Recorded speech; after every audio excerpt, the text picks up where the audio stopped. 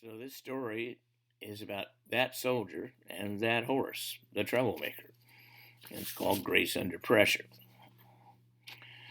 The Old Guard, the 3rd U.S. Infantry Regiment, is responsible for state funerals.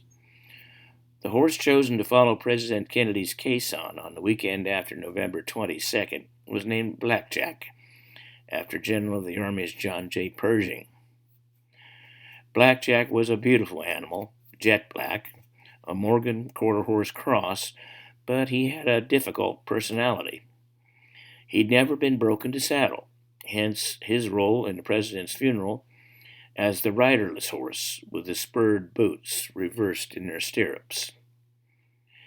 If Blackjack liked anybody, it was Private First Class Arthur Carlson, chosen to be his handler that weekend.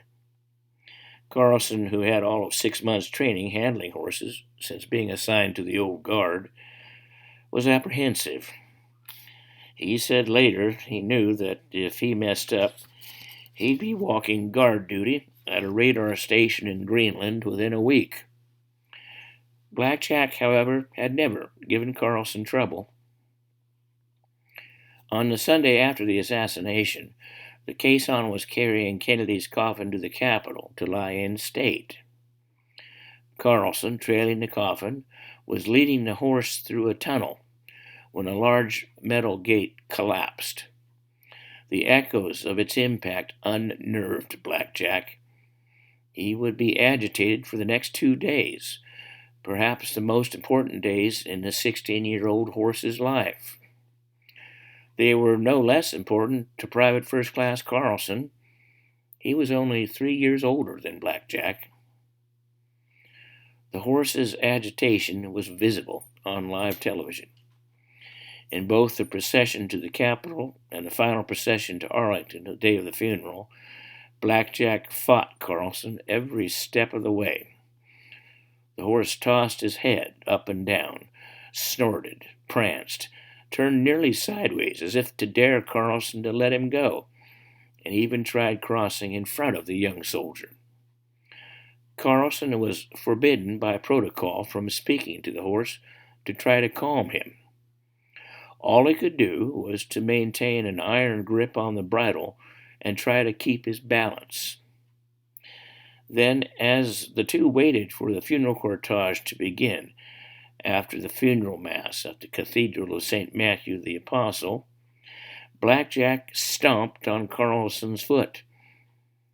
The soldier at first thought some of his toes were broken, but he showed no reaction.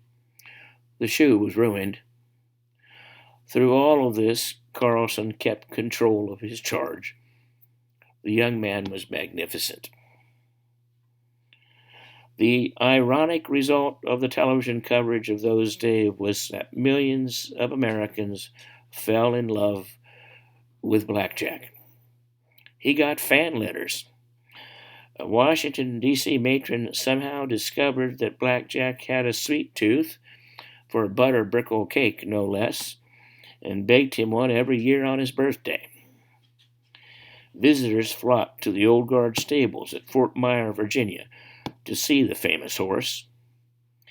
It was then that his fellow soldiers discovered something extraordinary about the animal.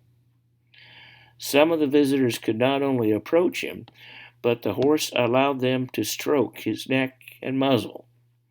Their touch seemed to calm him.